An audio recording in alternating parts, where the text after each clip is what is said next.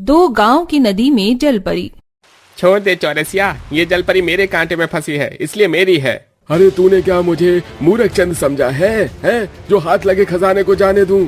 फिर दोनों मछुआरे मदन चौरसिया जलपरी को किसी कसाई की तरह खींचने लगते हैं। जलपरी का शरीर मछुआरे के कांटों से लहूलुहान था। वो पीड़ा से करहा रही थी। छोड़ दो मुझे, जाने दो। जलपरी के गंभीर रूप से घायल होने के बावजूद भी दोनों मछुआरे तरस नहीं खाते हैं। वहीं नदी के दोनों तरफ बसे गांव के लोग भी तमाशा देख रहे थे। आखिरकार जलपरी नदी में कहां से आई? बिलासपुर और सीतापुर गांव के बीचों बीच गंगा नदी बहती है। दूध के जैसा स्वच्छ जल, जिसमें कमल के सुंदर फूल, कमल ककड़ी पानी फल लगे हैं। पंछी कलरव कर रहे हैं और मछुआरे प्रतिदिन की तरह मछली पकड़ रहे हैं। वहीं थोड़े किनारे पर धोबी कपड़े धो रहे हैं। तभी चौरसिया के कांटे में एक बड़ी मछली फंसती है। अरे वाह, मेरे कांटे में एक और मोटी तंगड़ी मछली फंसी है। आज तो दावत हो गई। घर जाकर ललिता को कहूँगा, दमदार मछली भात बनाकर खाएंगे। जहाँ एक तरफ चौरसिया नदी में से एक के बाद एक बड़ी बड़ी मछली पकड़ रहा था, वहीं मदन के कांटे में एक भी मछली नहीं फंसती है, जिस कारण वो तमतमा कर बोलता है, सारी की सारी मछलियां इस झिंगुर ने पकड़ ली, मगर मेरे कांटे में एक मछली तो दूर घोंगा भी नहीं फंसा। ओ चिंदी चौर चौरसिया, चल अपना कांटा उधर कर, तेरा कांटा नदी के बीच की तोराई को पार कर रहा है। अरे झिंगुर, मैंने नदी के अपनी तरफ कांटा डाला है, ज्यादा मत जल, ससुर का नाती। दोनों गांव वाले नदी के पीछे रोजाना ऐसे ही रगड़ा झगड़ा किया करते थे, क्योंकि दोनों ही गांव सरकार की नजर से पिछड़ा और विकास से अछूता था। जलापूर्ति के साथ गांव के बीच में बहती नदी दोनों गांव के भरण पोषण का आधार भी था।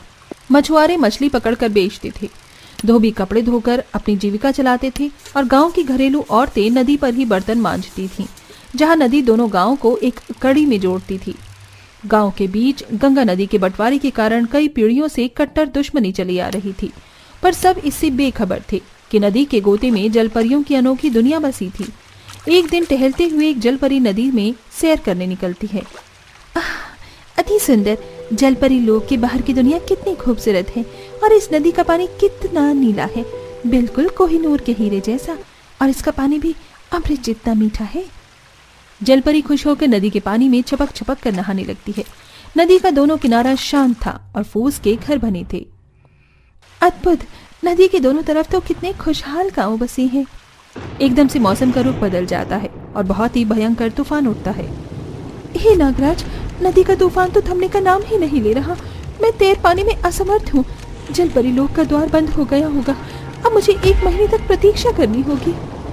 जलपरी नदी के अंदर ही रहने लगती है, जिसकी किसी को कानो कान भनक नहीं लगी। अगले दिन तड़के सुबह कमला मंगला किनारे पर बर्तन मांज रही होती है। अरे वाह, राख से बर्तन मांजने से काले वाले बर्तन भी हीरे की तरह चमक उठते हैं। तभी तेज लहर उठने के साथ उसके यहाँ से काला पानी कमला के किनारे पर आ जाता है, जिससे कमला झगड़ा करने लगती है। हाय हाय, तौबा तौबा, अरे ओ नासपीटी मंगला, तेरा पेड़ रखो, अपने बर्तनों का खंगाला पानी मेरे किनारे कर दिया। अरे ओ कमला काकी, सवेरे सवेरे झगड़ो मत, लहर उठी तो चला गया राख।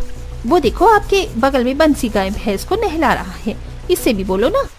मंगला की बात पर बंसी खिसियान में बोलता है, अरे ओ मंगला, लुगाइयों के झगड़े में मुझको मत घसीट, समझी ना, वरना नदी पार आकर धोबी पछाड़ मारूंगा। हाँ।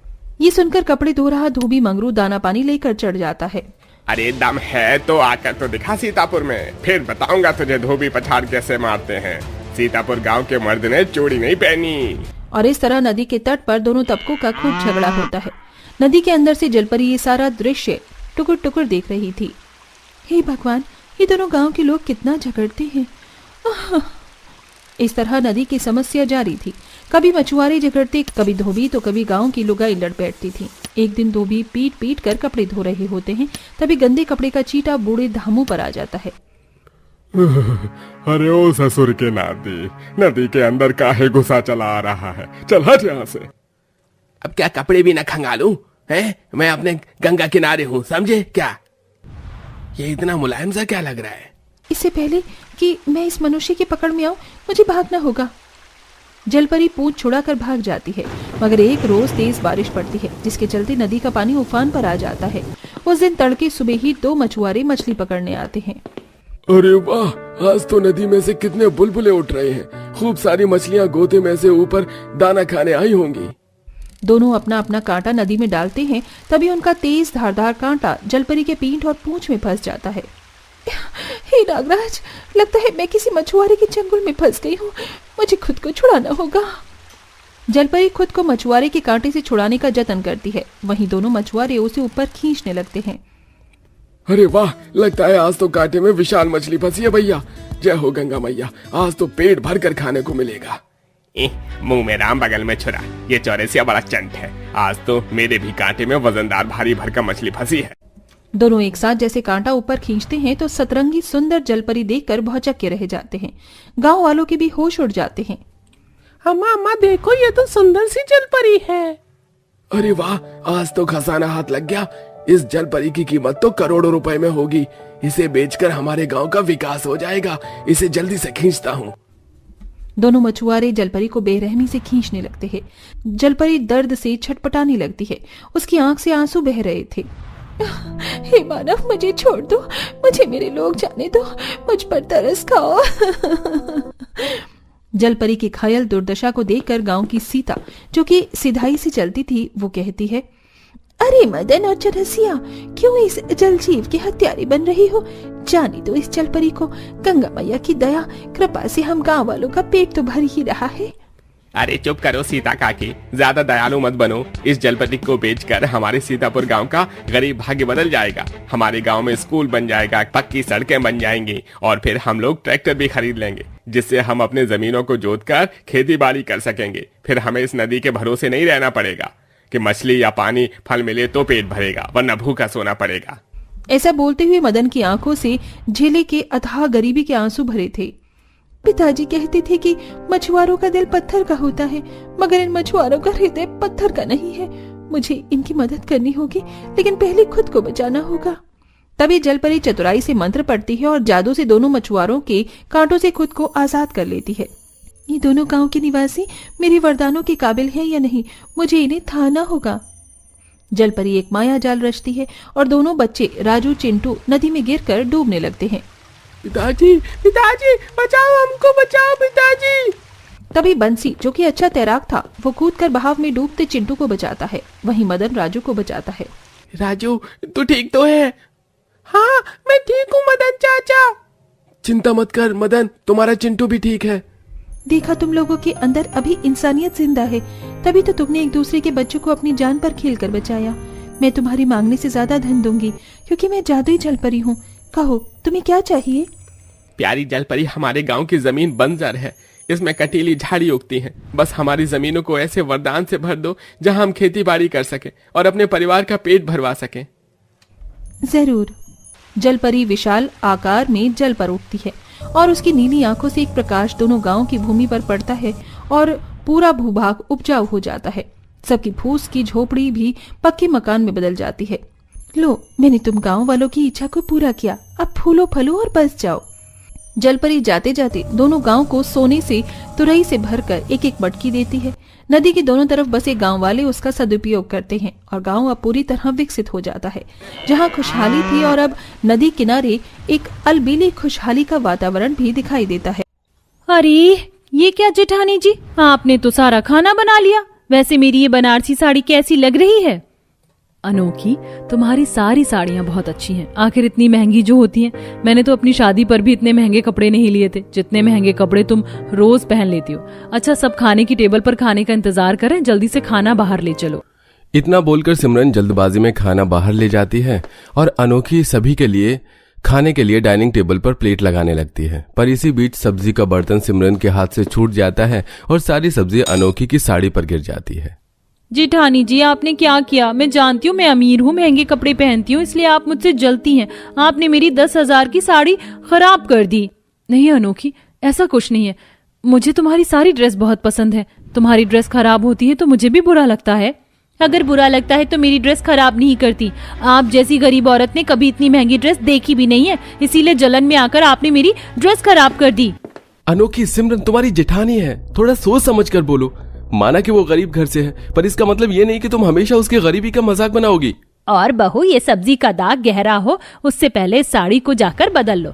और बड़ी बहू, नींबू के रस से ये दाग चला जाएगा तो अपनी देवरानी की महंगी साड़ी धो देना और खाना काजल परोस देगी। पता नहीं इस गरीब में ऐसी क्या बात है जो आप सब हमेशा मेरी गरीब जेठानी का ही साथ देते हैं। इस घर में मेरा अपना कहने वाला तो कोई है ही नहीं। इतना बोलकर अनोखी वहां से चली जाती है। अब इसी तरह कुछ दिन बीत जाते हैं और एक दिन काजल अपनी दोनों भाभियों के लिए साधारण सा सूट बनाती है। भाभी, आप दोनों जल्दी से मुझे ये सूट पहनकर दिखा दो ताकि मैं इसकी फिटिंग चेक कर सकूं। बड़े ही प्यार से बनाया मैंने आप दोनों के लिए ये सूट है। अब मैं सिलाई सीख रही हूँ तो सोचा आप दोनों के लिए भी एक एक सूट बना दूं। काजल, तुम्हारा दिमाग तो खराब नहीं हो गया? भला मैं इतने सस्ते कपड़ों का सूट पहनूंगी? और वैसे भी मैंने ऐसे कपड़े नहीं पहने। यू नो ना, I am a rich person. मैं डिजाइनर कपड़े ही वियर करना पसंद करती हूँ, ना कि 50 रुपए के कपड़े की ड्रेस। अनोखी, ये सूट इतना भी बुरा नहीं है। काजल, मुझे तुम्हारा सूट बहुत पसंद आया, मैं तो यही पहनूंगी। भले ही अनोखी ने महंगे कपड़े पहने हो, पर मुझ गरीब को इतने प्यार से किसी ने भी अपने हाथों से ड्रेस बनाकर नहीं दी है। अनोखी की बातों से काजल को बहुत बुरा लगता है, तो वहीं सिमरन की बातें सुनकर काजल को बहुत अच्छा लगता है। इसी तरह कुछ दिन बीत जाते हैं और घर में सबसे छोटे बेटे दीपेंद्र की शादी की बात चलती है और इसी बीच काजल अपनी बड़ी भाभी के लिए एक अनारकली सूट बनाती है। क्या काजल बेटा, तू हर समय सिलाई लेकर बैठी रहती है। यहाँ तेरे भाई की शादी की बात चल रही है, ये नहीं कि एक बार लड़की भी पसंद कर लो। माँ, मैं तो कहता हूँ मेरी शादी में क्यों फालतू की ड्रेस में पैसे खर्च करना। हमारी काजल तो फैशन डिजाइनर बन चुकी है, इससे सारे कपड़े बनवा लेना। चुप कीजिए देवर जी, ऐसी बातें करके बेचारी मेरी ननद जी का दिल मत तोड़िए। और काजल, मैंने तो सोच लिया, जब मैं लड़की देखने के लिए जाऊंगी तो यही सूट पहनकर जाऊंगी। देवर के लिए लड़की देखने भी वो नंद का ही सूट पहन कर गई थी।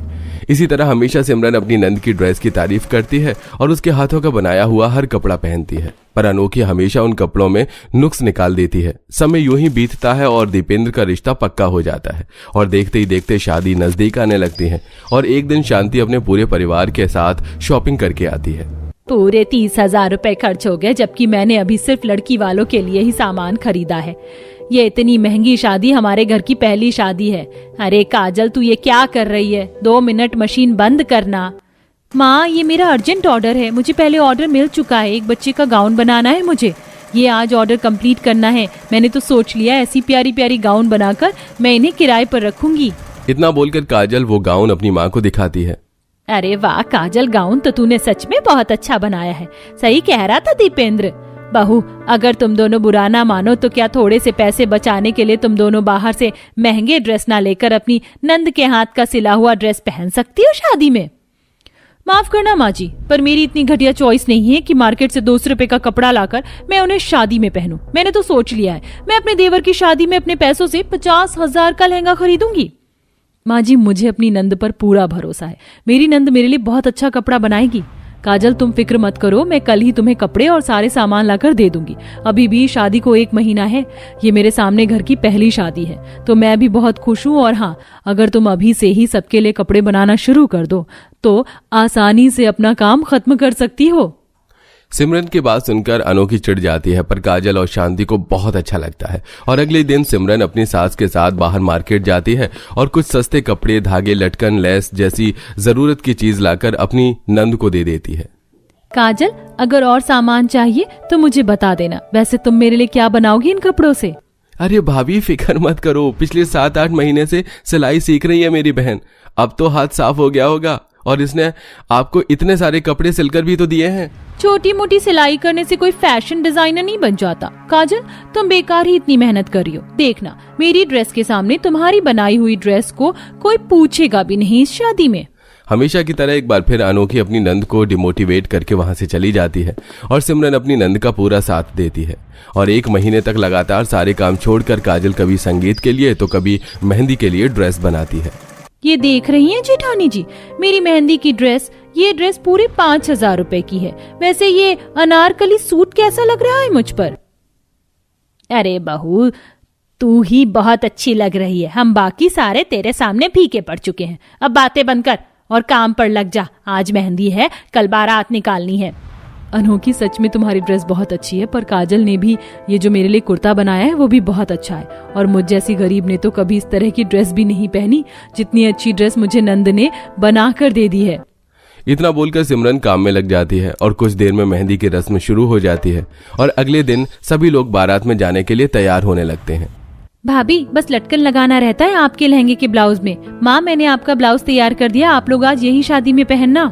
वो सब तो ठीक है, पर तेरे भाई की भी शादी है, खुद भी जाकर तैयार हो जाओ। ये घर की पहली शादी है जिसमें सब अपनी अपनी ड्रेस को लेकर इतने खुश हैं।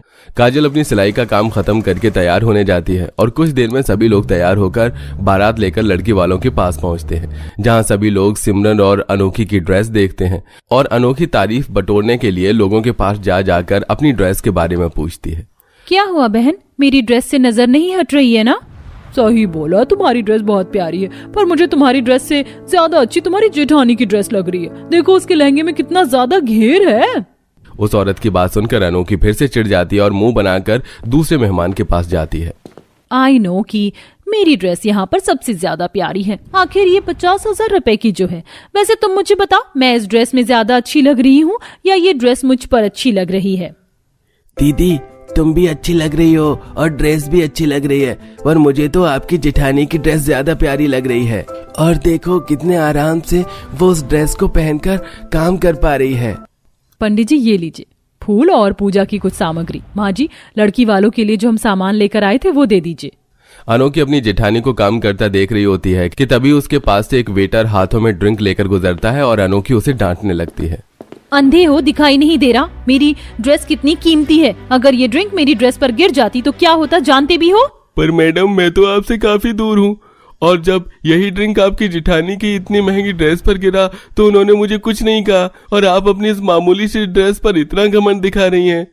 पूरी शादी में 10 लोगों से पूछने पर भी अनोखी को कुछ नहीं मिलता और ससुराल की शादी में सारी तारीफ और सबकी अटेंशन अपनी नंद की वजह से सिमरन बटोर लेती है और अनोखी बस दूर खड़ी होकर देखती रह जाती है।